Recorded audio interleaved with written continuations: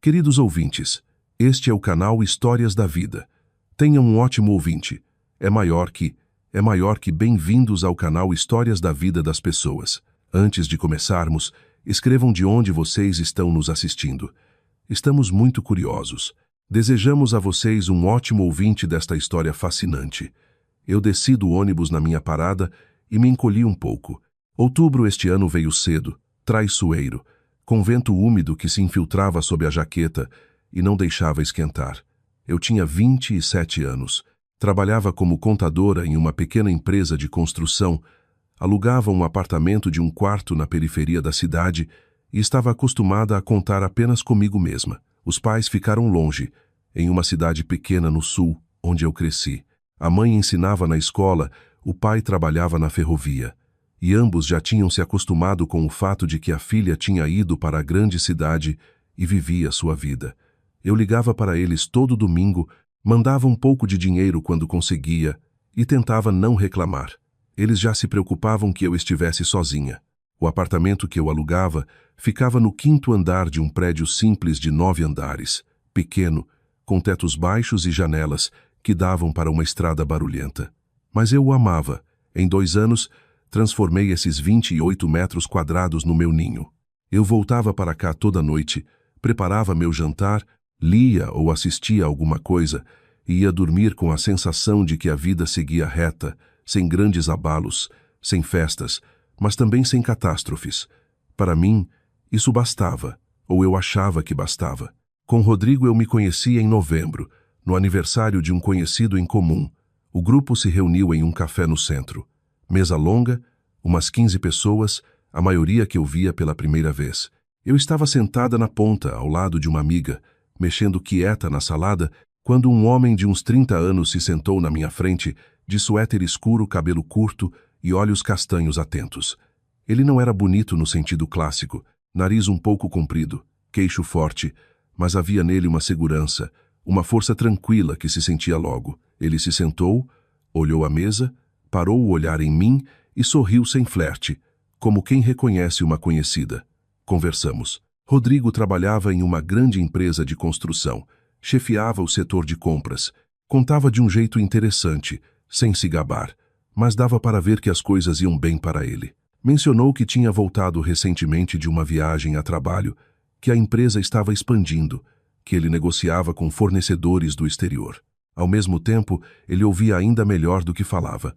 Quando eu contava sobre meu trabalho, ele não me interrompia, não virava o assunto para si, fazia perguntas com interesse genuíno. Eu me peguei contando coisas que normalmente não contava a ninguém, como passava noites estudando a nova legislação tributária para não decepcionar o diretor, como certa vez descobri um erro na contabilidade que 3 pessoas antes tinham deixado passar. Ele ouvia, acenava e, em determinado momento, disse que eu era do tipo de pessoa em que tudo se apoia, de forma simples e sem pompa, como uma constatação. Minhas orelhas ficaram vermelhas e eu fiquei grata pela meia luz do café. Ele pediu meu número no fim da noite. Eu dei e me surpreendi comigo mesma, porque normalmente não dava. Ele ligou no dia seguinte e me convidou para o cinema. Depois veio um jantar, depois um passeio pela orla, depois outro jantar e mais um. Rodrigo cortejou bonito, mas sem ostentação. Chegava na hora, abria portas, ouvia, guardava detalhes. Uma vez eu comentei que adorava marmelada de laranja. Uma semana depois, ele me trouxe uma caixa de uma pequena confeitaria que eu nem conhecia e disse que tinha rodado metade da cidade até encontrar uma de verdade, sem gelatina. Eu fiquei parada na entrada do meu apartamento alugado, segurando aquela caixa, e senti algo dentro de mim, tenso e habitualmente controlado, começar a relaxar. Para o ano novo já estávamos juntos todo dia. Rodrigo me buscava depois do trabalho. Jantávamos na casa dele ou na minha. Ele ficava para dormir. O apartamento dele era mais espaçoso que o meu, de 2 quartos, em um bairro bom, mas mobiliado de forma bem masculina e espartana. Sofá de couro, televisão enorme, geladeira quase vazia e uma pilha de louça suja na pia. Ele ria e dizia que precisava de uma mão feminina. E eu ria de volta, sem entender ainda que ele já não estava só brincando. Em janeiro ele me apresentou a mãe. Dona Lúcia morava em um apartamento amplo de 3 quartos do outro lado da cidade, em um prédio antigo elegante com tetos altos e detalhes arquitetônicos, que o ex-marido dela tinha deixado após o divórcio. Rodrigo me avisou que a mãe era uma pessoa complicada, mas disse isso com tanto carinho que eu pensei. Complicada quer dizer de personalidade forte, exigente talvez. Eu ainda não sabia que complicada no vocabulário dele significava que ela ia tentar me quebrar. Chegamos lá num domingo para o almoço. Na véspera eu tinha comprado um bolo em uma boa confeitaria e um buquê. Número ímpar. 5 crisântemos brancos, lindos. Rodrigo tocou a campainha e nos abriu uma mulher de uns 50 anos, magra, cabelo curto tingido de loiro cinza, blusa de seda e calça justa. Ela me olhou dos pés à cabeça, devagar, sem esconder a avaliação, e sorriu só com os lábios. Rodrigo a abraçou, beijou sua bochecha. Ela recebeu o buquê sem cheirar e passou para Rodrigo para colocar na água. No almoço, Dona Lúcia me interrogou com educação, por trás da qual se sentia um interrogatório. Onde nasci, onde estudei, o que faço, quanto ganho. Quando eu disse o valor honestamente, sem exageros, ela ergueu a sobrancelha e olhou para o filho. Rodrigo disse que era um salário normal para uma especialista e Dona Lúcia acenou. Mas eu notei o canto da boca dela se contrair de lado, como quem mordeu um limão. Ela perguntou se meus pais tinham imóvel próprio, e eu respondi que tinham uma casa própria na cidade pequena. Ela quis saber se era própria ou funcional, e eu me senti desconfortável, embora não entendesse exatamente por quê. Depois do almoço, Rodrigo saiu para a farmácia. A mãe pediu que ele comprasse remédio para a pressão, e ficamos só eu e Dona Lúcia na cozinha. Ela lavava a louça, eu secava, e aí ela disse baixinho, sem se virar. Você entende, Mirella, eu não tenho nada contra você, mas Rodrigo é meu filho único. Eu o criei sozinha depois do divórcio, dei estudo, ajudei na carreira, e eu quero que ele tenha uma mulher do nível dele. Você é uma boa moça, mas vem de outro meio. Não é ofensa, é fato. Eu fiquei com o prato nas mãos, o pano de prato molhado, as mãos também, e não soube o que responder. Não porque não tivesse o que dizer, mas porque qualquer resposta pareceria justificativa. E eu não tinha o hábito de me justificar por quem eu era. Fiquei calada, sequei o prato e guardei no lugar. Rodrigo voltou em 20 minutos, alegre, com a sacola da farmácia e um chocolate para mim. Ele não notou nada ou não quis notar. Apesar das palavras da sogra, o relacionamento com Rodrigo só se fortalecia. Ele era atencioso, carinhoso, me fazia rir e não deixava eu me entediar. Na primavera ele me pediu em casamento. Simples, sem restaurante e anel na taça de champanhe. Estávamos na minha cozinha, comendo macarrão com queijo, e ele de repente ficou em silêncio, olhou para mim e disse que queria que eu fosse esposa dele. Tirou uma caixinha do bolso do casaco que estava na cadeira. O anel era simples, fino, de ouro. Ele disse que escolheu sozinho, sem a mãe. Eu disse sim e chorei bem em cima do macarrão. E ele ria, me abraçava e secava minhas lágrimas com o dorso da mão. A preparação do casamento começou uma semana depois, e aí Dona Lúcia entrou em cena com o papel principal.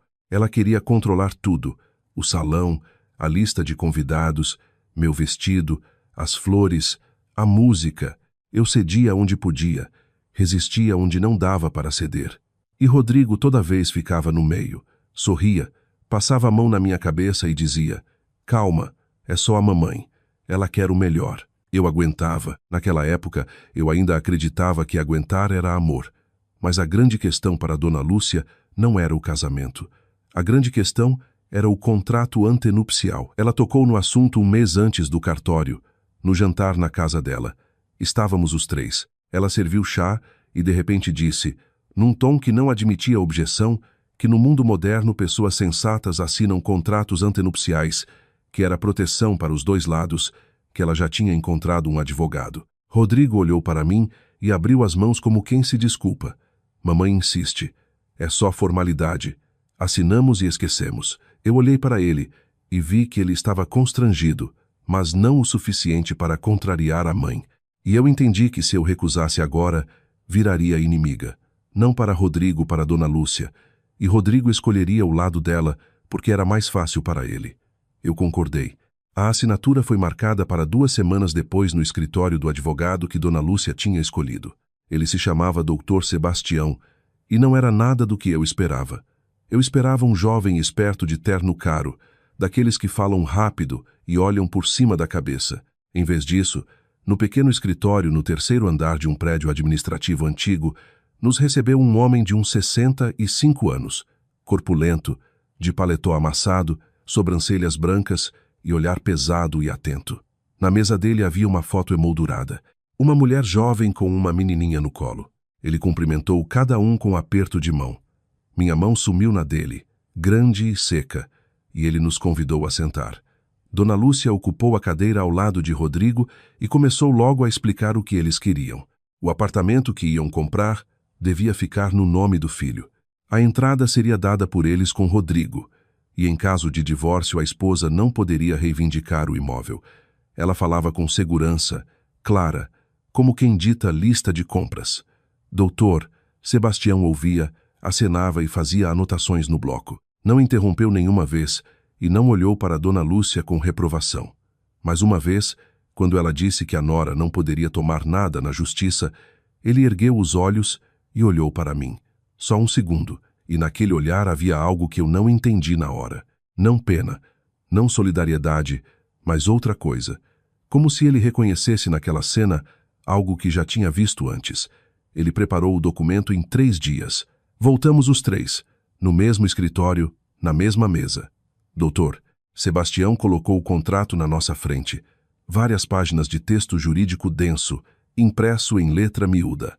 Dona Lúcia pegou o documento primeiro, folheou rápido, acenou. Os pontos principais estavam lá. O apartamento ficava com o marido, a divisão conforme as condições dele, tudo como ela pediu. Rodrigo leu a primeira página, olhou a última, encontrou a linha da assinatura. Ele nunca gostou de ler documentos. Dizia que para isso havia advogados e confiava na mãe, que ele tinha certeza que controlara cada vírgula. Mas Dona Lúcia não controlara cada vírgula. Aliás, nem eu. Assinei o contrato porque não tinha nada a perder. Eu não tinha apartamento nem poupança e não estava com Rodrigo por causa de bens. Doutor, Sebastião recolheu os exemplares assinados, entregou uma cópia para cada e apertou minha mão na despedida um pouco mais demorado que dos outros. Eu não dei importância. O casamento foi discreto, em um salão pequeno, com pais e amigos próximos. Minha mãe veio da cidade pequena. Viu Rodrigo pela primeira vez e me disse no ouvido, quando ele se afastou para o balcão, bonito, mas olhos frios. Eu dispensei. Achei que mamãe só estava com ciúme, como todas as mães quando a filha vai para um homem. Meu pai apertou a mão de Rodrigo, bebeu com ele e disse, cuide da minha menina. E foi embora no dia seguinte, sem costume de ficar na grande cidade. Depois do casamento começou outra vida. Eu e Rodrigo compramos um apartamento de 2 quartos em um condomínio novo no 9º andar, com janelas grandes e vista para o parque. A entrada foi dada pelos pais de Rodrigo. Dona Lúcia insistiu que fosse documentado, e toda a oportunidade lembrava que o apartamento tinha sido comprado com o dinheiro deles. Financiamos o resto em 2 nomes. A prestação mensal dividimos meio a meio. Todo dia 15 eu transferia minha parte. E me sobrava tão pouco que às vezes na última semana do mês eu almoçava no trabalho com sanduíches que trazia de casa. A reforma ficou por minha conta não porque Rodrigo pediu, ele sugeriu contratar uma equipe e pagar depois, mas porque eu tinha uma pequena poupança guardada de anos de trabalho e queria investir no nosso lar comum. Meses escolhendo azulejo, papel de parede, luminárias, indo aos mercados de construção nos fins de semana, negociando com pedreiros, controlando cada etapa. Rodrigo chegava do trabalho, olhava o que estava pronto e acenava aprovando, mas eu via que para ele tanto fazia. Importava que estivesse limpo e bonito, o como não interessava. Eu guardava todos os recibos e notas, não porque não confiava no marido, mas por hábito de contadora. Cada nota, cada termo de recebimento, cada transferência bancária, tudo organizado em pasta por datas, deformação profissional da qual eu não conseguia me livrar e que um dia salvaria minha vida. 4 anos de casamento passaram tranquilos. Pelo menos era o que me parecia. Eu trabalhava, cuidava da casa, cozinhava, lavava, pagava minha metade da prestação. Rodrigo subia na carreira, Foi promovido a vice-diretor. Viajava mais a trabalho, ficava até tarde. Eu não tinha ciúmes, não tinha motivo para ter ciúmes, ou era o que eu achava. Ele chegava tarde, jantava em silêncio, olhava o celular e ia dormir. De manhã, café, beijo na bochecha e porta batendo. Nossas conversas ficaram mais curtas, nossos jantares mais silenciosos, nossos fins de semana mais separados. Ele ia cada vez mais sozinho visitar a mãe, e Dona Lúcia me ligava cada vez menos. Quando ligava, usava aquela voz doce que eu aprendi a reconhecer como sinal de perigo. Eu notava as mudanças. Notava como ele começou a se cuidar mais que o normal. Novo perfume, corte de cabelo a cada 2 semanas. Camisas que antes não usava. Notava como ele levava o celular até para o banheiro, coisa que antes não fazia. Antes deixava na mesinha de cabeceira e não tocava até de manhã. Notava como ele sorria para a tela quando achava que eu não via, rápido, de canto, e apagava o sorriso quando pegava meu olhar. Eu notava e não fazia nada.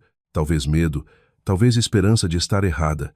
Talvez simplesmente não estivesse pronta para que minha vida, que construí em 4 anos, tijolo por tijolo, recibo por recibo, prestação por prestação, pudesse desabar por causa de um sorriso alheio na tela do celular. Dona Lúcia vinha à nossa casa todo domingo.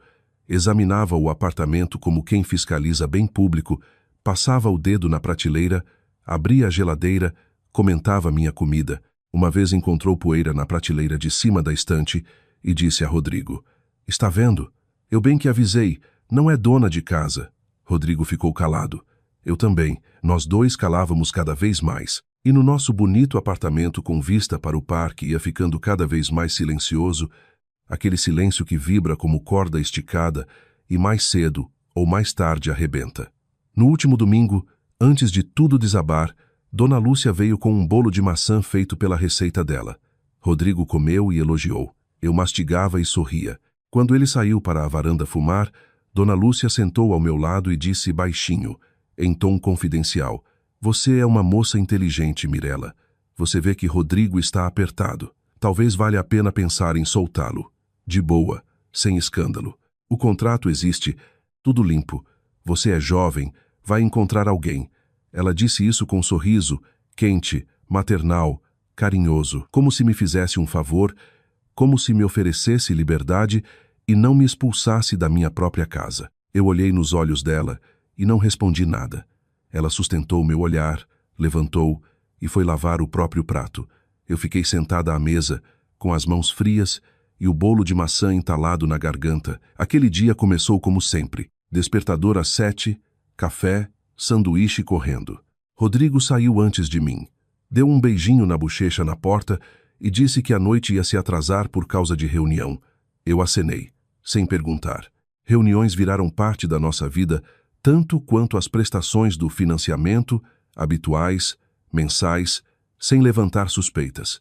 No trabalho passei metade do dia no relatório trimestral e no almoço percebi que tinha esquecido o celular em casa. Ele estava carregando na mesinha de cabeceira e de manhã na pressa eu simplesmente passei reto. Normalmente eu daria de ombros e esperaria a noite, mas naquele dia esperava a ligação da Receita Federal. Tínhamos enviado declaração retificadora para um cliente e o fiscal prometeu retornar. Pedi uma hora de folga, peguei o ônibus e fui para casa. A chave girou fácil na fechadura. No hall estavam os sapatos de Rodrigo. Ele estava em casa, embora devesse estar no trabalho. Do banheiro vinha barulho de água. Ele tomava banho. Na mesa da cozinha estava o notebook dele, aberto, com a tela desbloqueada. Eu não pretendia olhar. Fui para o quarto pegar o celular. Quando voltava, a tela brilhava bem na minha frente e estava aberta a conversa. Eu parei não porque quisesse bisbilhotar. Parei porque vi meu nome. Mirela de novo com os recibos já encheu, escreveu Rodrigo. E a resposta: nome feminino, emoji. Depois coitado do meu. Vem logo. Estou com saudade. Eu fiquei parada diante daquele notebook, as pernas pareciam de outra pessoa. A água no banheiro continuava correndo. Rodrigo cantarolava alegre, despreocupado, e eu subia a conversa e lia. Centenas de mensagens, meses de troca. Ela se chamava Aline. Trabalhava na empresa dele no setor de marketing. Eu lia e sentia os dedos ficarem gelados não de frio, mas porque cada mensagem era como uma agulha fina, entrando exatamente entre as costelas. Havia fotos, explícitas, do tipo que não se manda para colegas. Havia confissões, não vulgares, quase carinhosas, e isso tornava tudo pior. Ele escrevia para ela: "Você é a única com quem me sinto vivo." Ele escrevia: "Logo resolvo isso e estarei livre." Ele escrevia: "Ela não desconfia de nada.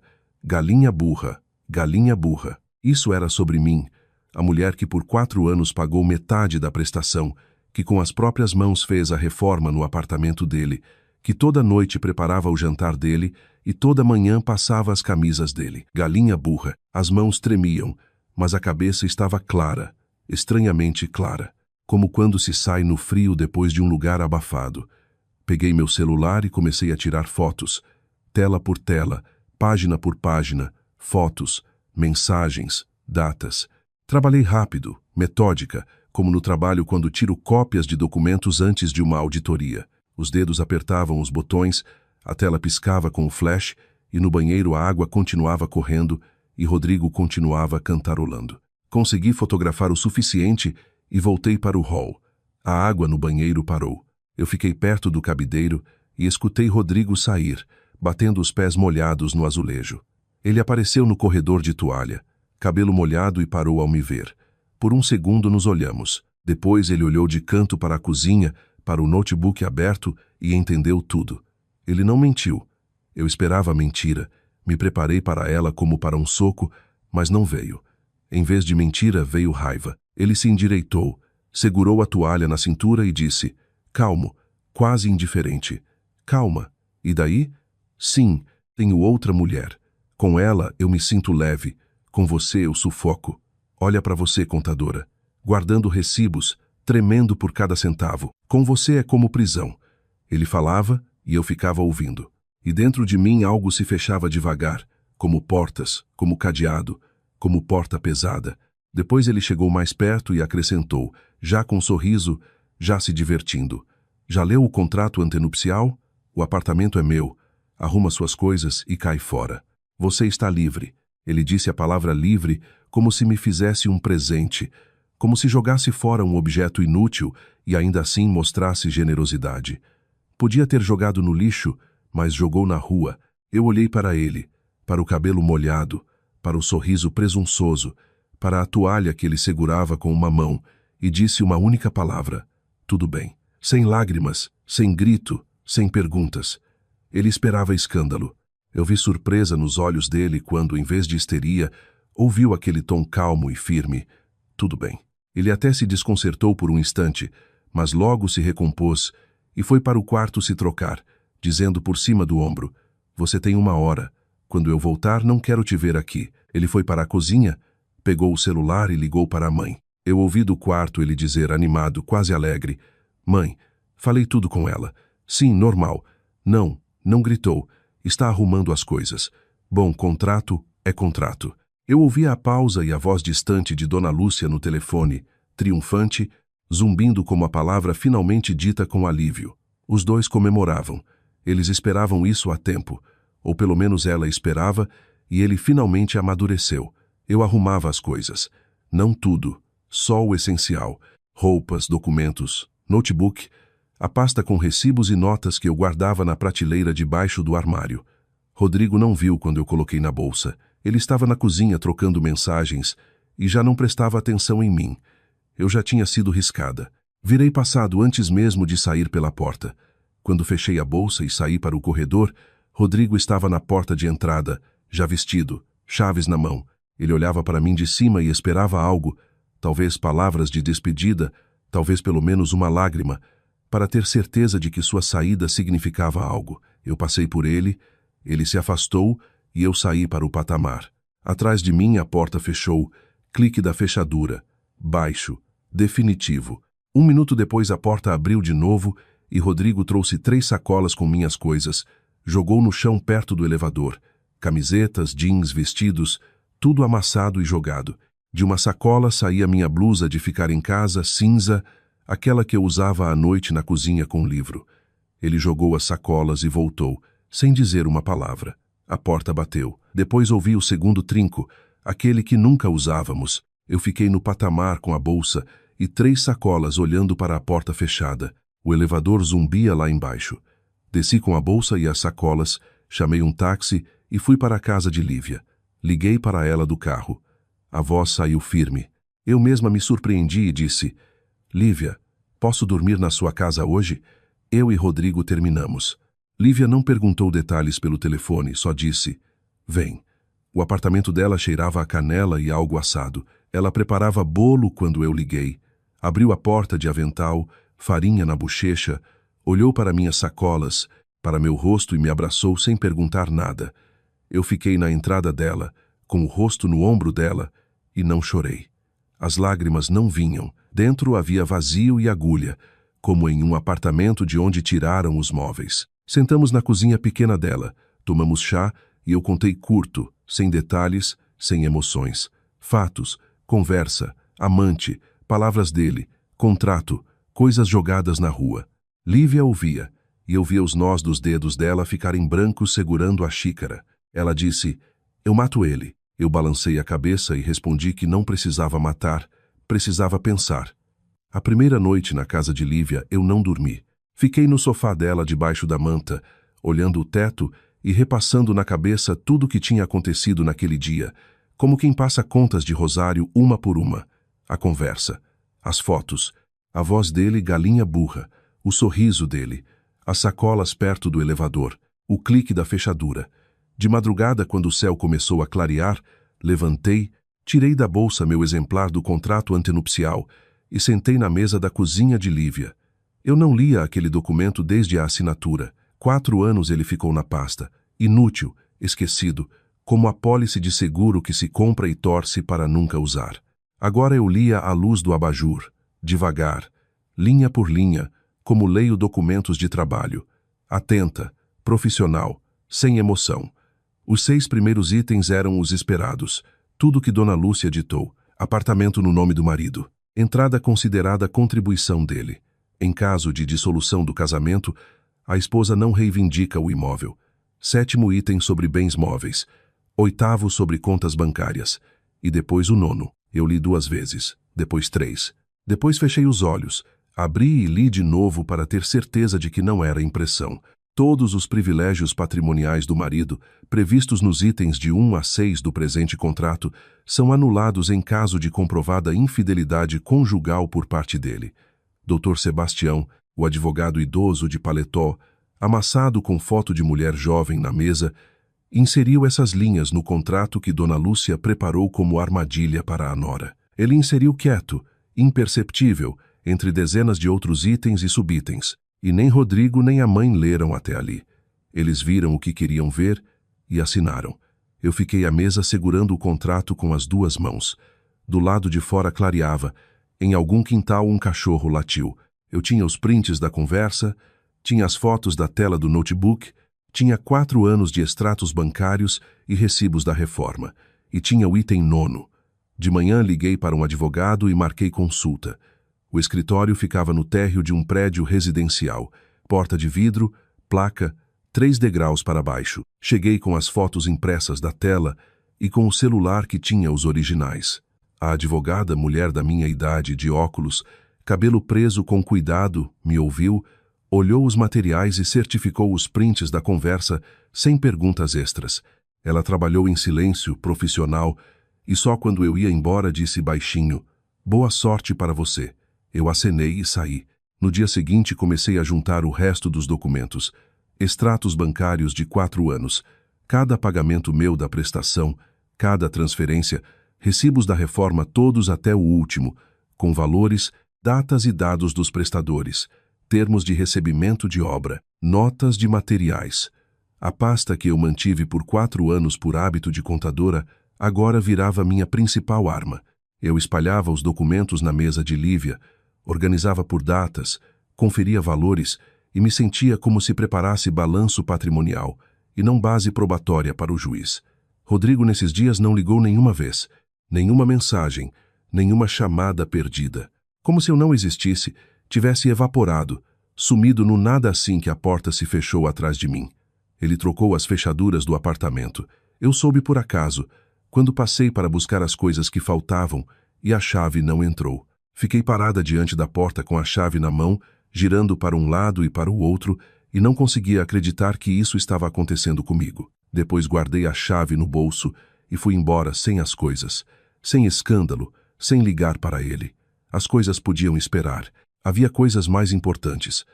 Uma semana depois de eu sair do apartamento, Felipe me ligou. Felipe era amigo de Rodrigo desde a faculdade. Estudaram juntos, começaram a trabalhar juntos, iam ao futebol aos sábados. Eu o conhecia bem. Ele ia à nossa casa. Jantamos várias vezes os quatro. Ele trazia namoradas que trocava a cada 6 meses. E sempre me tratou com simpatia. Ele ligou e disse que soube por Rodrigo do nosso divórcio, que estava chocado e que queria me encontrar. Só conversar, talvez ajudar em algo. Nos encontramos em um café perto do apartamento de Lívia. Felipe parecia perdido. Sentou na minha frente, girava a colher na xícara e não sabia por onde começar. Finalmente disse que conhecia um bom advogado de família, amigo de escola, rapaz competente, e que podia passar o contato. Eu olhei para ele, ele era sincero, dava para ver e agradeci, mas recusei. Disse, obrigada, Felipe, mas eu me viro sozinha. Ele insistiu, explicou que Rodrigo tinha agido baixo, que ele mesmo estava em choque, mas eu o interrompi não porque não acreditasse nas boas intenções dele, mas porque Felipe era amigo de Rodrigo, o amigo mais próximo, o mais antigo, e qualquer palavra minha podia chegar por Felipe ao ex-marido. Eu não podia me permitir isso. Felipe saiu intrigado. Eu vi ele parar na saída do café, ficar um tempo com as mãos nos bolsos da jaqueta, depois balançar a cabeça e andar para o carro. Ele não entendia por que eu recusei ajuda. Achava que eu era orgulhosa ou burra, ou as duas coisas. Ele não sabia, e eu não expliquei, que eu já tinha um plano, e que nesse plano não havia espaço para aliados casuais. Mas Felipe não era tão simples quanto eu pensava. No celular dele havia algo que eu não imaginava. Mensagens de voz de Rodrigo. Dezenas de mensagens enviadas nos últimos meses. Rodrigo gostava de mandar áudios longos, de vários minutos, especialmente quando bebia à noite depois do trabalho. Nesses áudios, ele contava tudo para Felipe, sobre Aline, sobre os planos de se divorciar, sobre o contrato que prendia Mirella a zero. Gabava-se, ria, dizia que a esposa ia chorar e sair sem nada, que a mãe tinha pensado em tudo, que o contrato era de ferro, que ele era gênio. Felipe ouvia e calava, sem saber o que fazer com aquilo. Ele não queria trair o amigo, mas o que ouvia nesses áudios não lhe dava paz.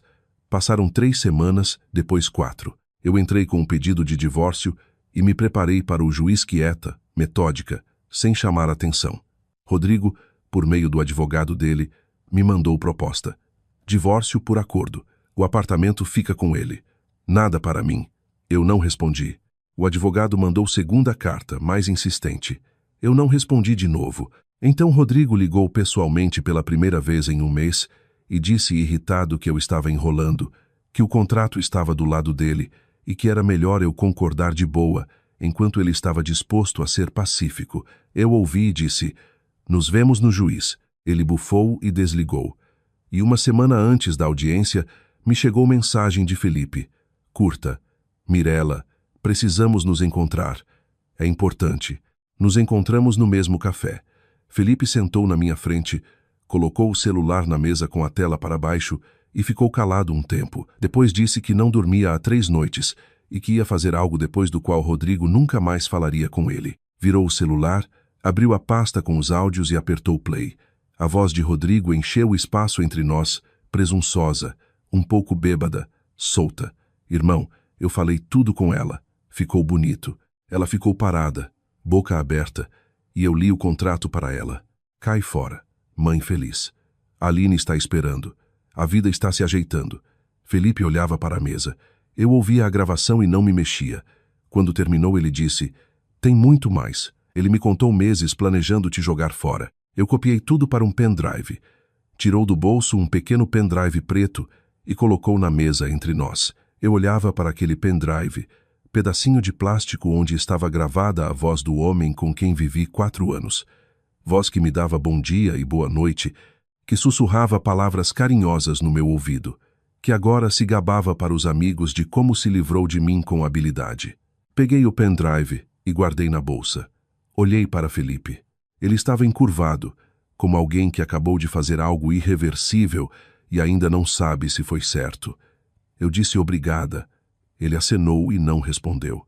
Tomamos o café em silêncio e eu saí, sem olhar para trás, com o pendrive na bolsa e com o item 9 no contrato, sobre o qual Rodrigo e Dona Lúcia ainda não sabiam nada. A audiência foi marcada para quinta, 10 da manhã. Eu acordei às 6, embora acordar seja exagero porque mal dormi. Fiquei no sofá de Lívia, ouvindo o relógio bater na parede ao lado e repassando na cabeça tudo o que me esperava. Não era a primeira vez. Eu ensaiava esse dia havia uma semana. Toda noite eu espalhava os documentos na mesa, relia, verificava a ordem, trocava de lugar. Lívia olhava e dizia: "Você está como antes de uma prova."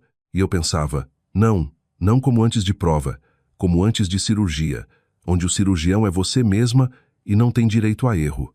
Levantei, tomei banho, sequei o cabelo, vesti um vestido cinza simples, abaixo do joelho, de mangas compridas, sem joias, só pequenos brincos de prata que minha mãe me deu nos 20 anos.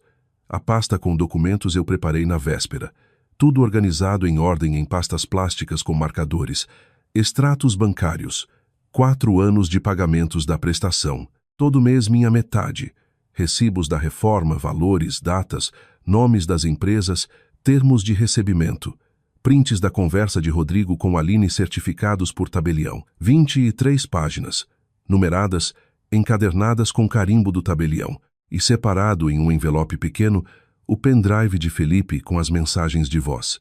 Lívia saiu do quarto quando eu fechava a bolsa. Ela ficou na porta de Robbie, rosto sonolento, e me olhou em silêncio. Depois se aproximou, me abraçou e disse baixinho: "Você vai conseguir." Eu acenei, peguei a bolsa e saí. Fui até o fórum de ônibus. Podia chamar táxi, mas precisava daquele caminho. 30 minutos de sacolejo, casas passando pela janela, paradas, gente entrando e saindo, para me concentrar. Eu sentava junto à janela, segurava a pasta no colo e respirava firme, contando inspirações e expirações. Na cabeça estava quieto, medo não havia. Havia outra coisa, densa e pesada, parecida com concentração antes do salto. O prédio do fórum ficava na esquina de 2 ruas, de 4 andares, tijolo cinza, com degraus largos e portas de vidro pesadas. Na entrada 2 homens de terno fumavam, advogados ou partes, não dava para distinguir. Subi os degraus, passei pelo detector de metais e encontrei o salão certo no 2º andar. O corredor era longo, com teto alto e fileira de bancos de madeira ao longo das paredes. No banco diante do nosso salão, Rodrigo já estava sentado, de terno azul escuro, camisa branca com gravata. Ao lado, homem de uns 40 anos de óculos com pasta de couro, o advogado dele. E um pouco mais atrás, em banco separado, Dona Lúcia de casaco bege, coluna reta, bolsa no colo.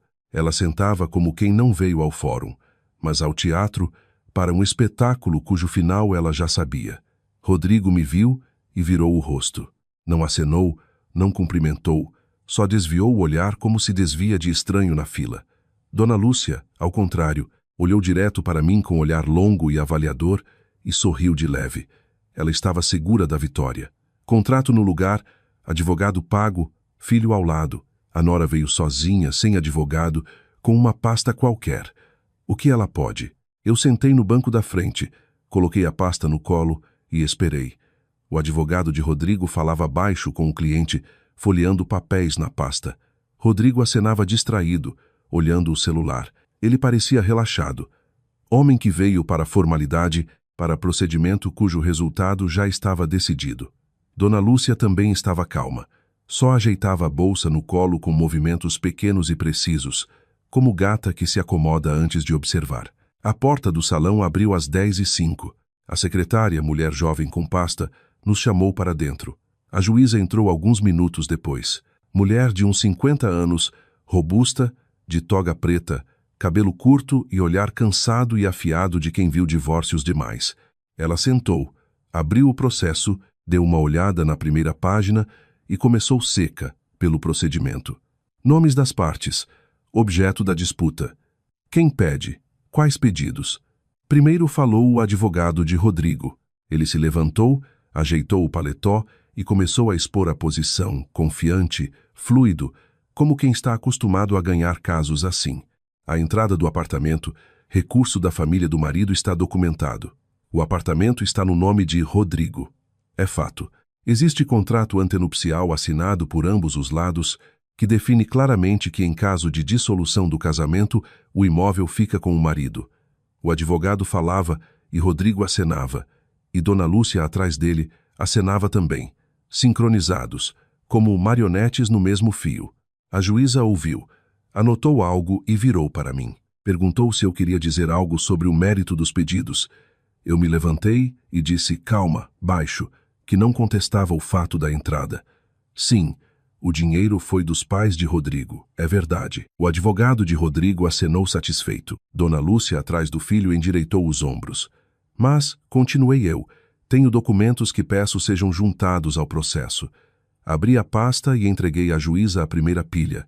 Extratos bancários, 4 anos de pagamentos mensais da prestação, cada um da minha conta, cada um exatamente metade do valor total. 48 transferências, nenhuma faltando. A juíza pegou os documentos, começou a folhear. O advogado de Rodrigo franziu um pouco a testa, mas não se alarmou. Pagamentos da prestação da esposa não anulam o contrato antenupcial.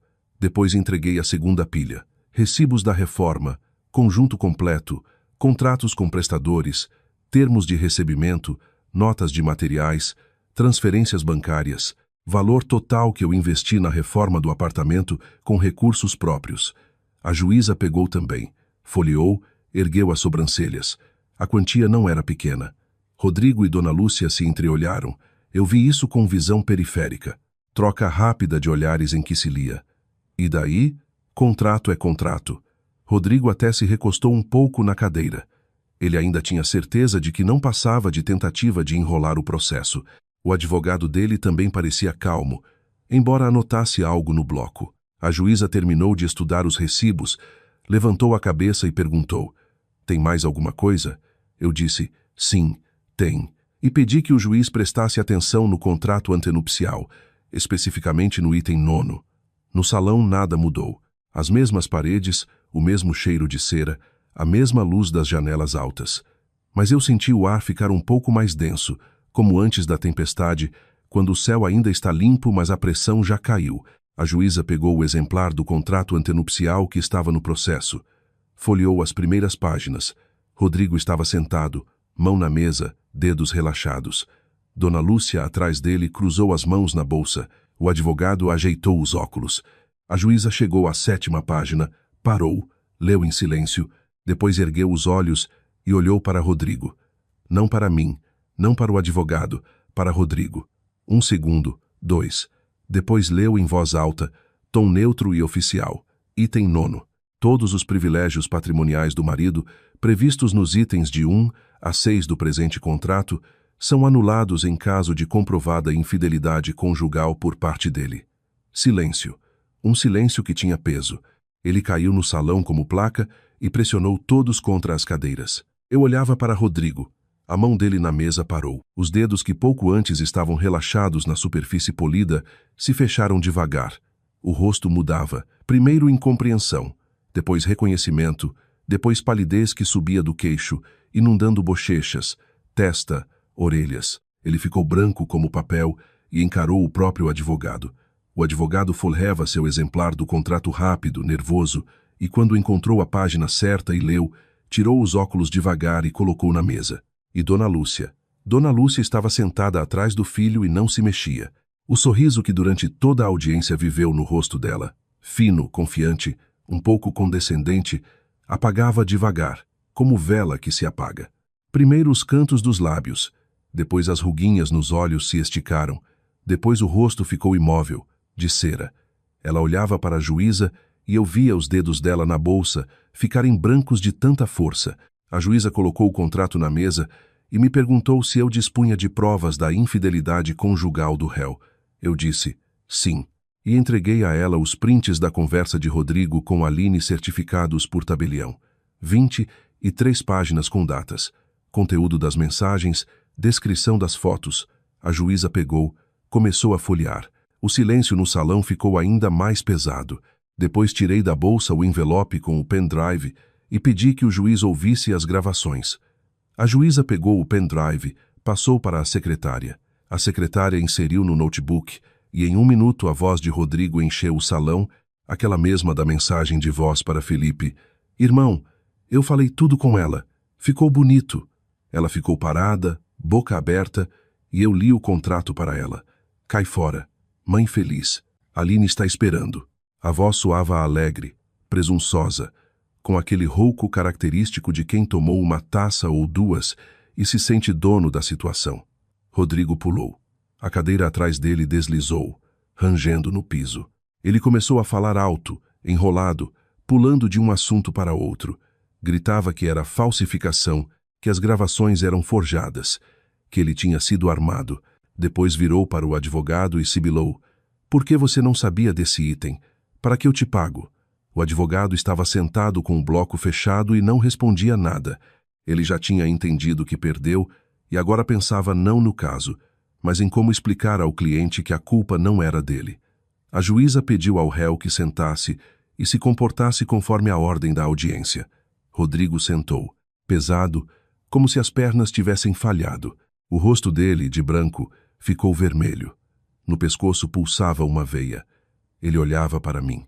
Pela primeira vez em toda a audiência olhava direto para mim e nos olhos dele não havia raiva, mas desorientação. Ele não conseguia acreditar que aquilo estava acontecendo, que o contrato que a mãe preparou como escudo para ele e espada contra mim tinha virado e batido nele mesmo. O advogado de Rodrigo pediu a palavra. Levantou e tentou contestar. Disse que as gravações foram obtidas sem consentimento da pessoa gravada, que os prints podiam ser falsificados, que o item 9 foi inserido no contrato sem o conhecimento do cliente. A juíza ouviu e respondeu curto. Calma, sem levantar a voz. As mensagens de voz foram enviadas pelo réu voluntariamente para a terceira pessoa. Não é gravação oculta, são mensagens enviadas conscientemente ao interlocutor. Os prints foram certificados por tabelião. A autenticidade pode ser verificada por perícia técnica, que o réu tem direito de requerer, mas o conteúdo das gravações já confirma o fato da traição pela própria boca do réu. Quanto ao item 9, o contrato foi elaborado por iniciativa da parte ré, assinado voluntariamente por ambas as partes, assinatura do réu reconhecida. Leitura desatenta do documento não é motivo para declarar seus itens inválidos. Rodrigo tentou se levantar de novo, mas o advogado colocou a mão no ombro dele e segurou. Dona Lúcia atrás deles estava imóvel. Ela não tentava intervir, não sussurrava no ouvido do filho, não fazia nenhum gesto. Ela sentava e olhava para a frente, olhar parado de quem acabou de ver ruir o prédio que construiu por anos. A juíza anunciou intervalo de 15 minutos. Eu saí para o corredor, sentei no banco e coloquei as mãos nos joelhos. Os dedos tremiam de leve, imperceptível, mas eu sentia esse tremor, não de medo, não de emoção, de tensão que se acumulou por 4 semanas e agora começava a soltar. Do salão vinham vozes. Rodrigo falava algo rápido e bravo com o advogado. O advogado respondia baixo. Depois a porta bateu e Dona Lúcia saiu para o corredor. Ela passou por mim até a janela no fim do corredor e ficou lá de costas para mim, olhando a rua. Os ombros dela estavam retos, a coluna reta, mas as mãos que seguravam a bolsa tremiam. O intervalo terminou. Voltamos ao salão. A juíza leu a decisão. Considerando as provas apresentadas de infidelidade conjugal do réu, o item 9 do contrato antenupcial entra em vigor. Os privilégios patrimoniais do marido previstos nos itens de 1 a 6 são anulados, considerando a contribuição documentada da autora no pagamento da prestação e na reforma do imóvel. O juiz determina a divisão do bem comum, o apartamento em partes iguais entre os cônjuges. Rodrigo estava sentado de cabeça baixa. O advogado dele guardava os papéis na pasta rápido, mecânico, sem olhar para o cliente. Dona Lúcia, na primeira fila, não se mexia. A secretária anotava algo. A juíza encerrou o caso, levantou e saiu pela porta lateral. Eu recolhi minha pasta, fechei a bolsa e me levantei. Rodrigo também se levantou, empurrando a cadeira com força e olhou para mim. Ele queria dizer algo. Eu vi o maxilar dele tremer. Vi ele tomar ar, mas não disse nada. Talvez não achasse palavras. Talvez entendesse que qualquer palavra agora era inútil. Ele virou e saiu do salão primeiro, sem esperar a mãe. O advogado foi atrás dele no caminho, tirando o celular. Dona Lúcia levantou por último. Ela andava para a saída devagar, segurando a bolsa com as duas mãos. E quando passava por mim, parou. Por um segundo, não mais. Olhou para mim e eu vi nos olhos dela não raiva, não ódio, mas algo parecido com espanto. Como se pela primeira vez ela visse de verdade a pessoa que por 4 anos considerou um vazio. Ela não disse nada. Passou e saiu para o corredor. Eu fiquei sozinha no salão vazio. Sentei de novo na cadeira. Coloquei a pasta na mesa e fiquei assim 1 minuto ou 2. Só sentada, respirando, olhando o estrado vazio da juíza, as cadeiras, as janelas atrás das quais estava o céu cinza de outubro. Depois levantei, vesti a jaqueta, peguei a bolsa e saí. No corredor estava vazio. Rodrigo e Dona Lúcia já tinham ido. Desci a escada. Empurrei a pesada porta de vidro e saí na escada da frente. O ar estava frio, de outubro, com gosto de folhas molhadas e gasolina. Eu fiquei nos degraus respirando, só respirando fundo, com o peito inteiro, e não conseguia parar, como se todas essas semanas eu respirasse pela metade e só agora lembrasse como se faz. No degrau de baixo estava Felipe, mãos nos bolsos da jaqueta, gola levantada. No rosto expressão de quem veio e não sabe se sua presença é adequada. Ele me viu, endireitou e disse baixo que se eu quisesse ele podia me levar embora dali. Desci até ele e fomos para o carro dele em silêncio pela calçada molhada, passando por maples amarelos e carros estacionados. No carro ele não perguntou como foi.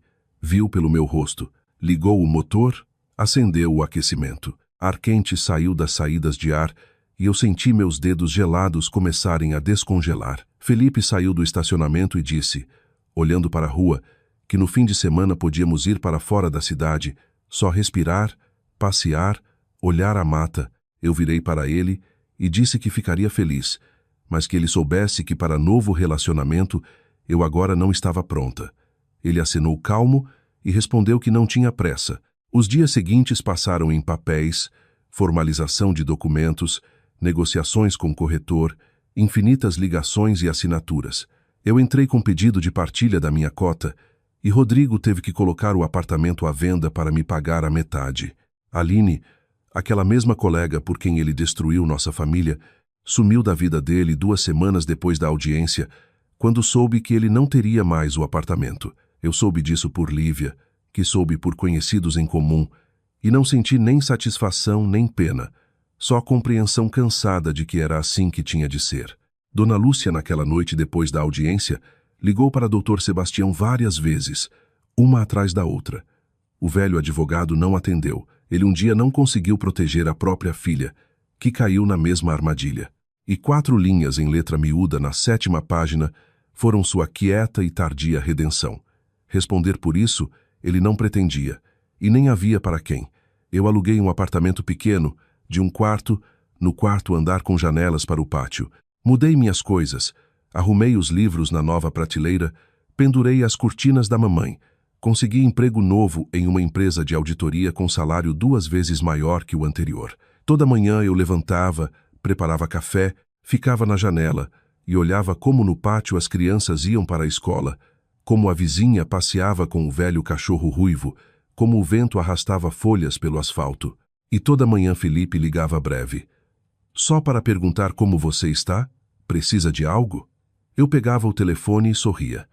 O contrato que Dona Lúcia pensou como arma contra mim virou minha salvação.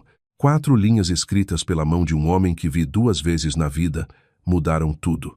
Eu não sei se Dr. Sebastião pensava em mim quando inseriu aquele item, ou pensava na filha dele, ou simplesmente fez o que a consciência mandou, mas eu sou grata a ele, em silêncio, à distância, tão quieto quanto ele um dia inseriu aquelas 4 linhas no meu destino. E eu pela primeira vez em muito tempo sentia que respirava livre, que pela frente estava a minha vida e só eu decidia como ela seria. Obrigada por terem ouvido a história. Desculpem os erros. Escrevam nos comentários o que vocês acham. Se gostaram, inscrevam-se no canal. M.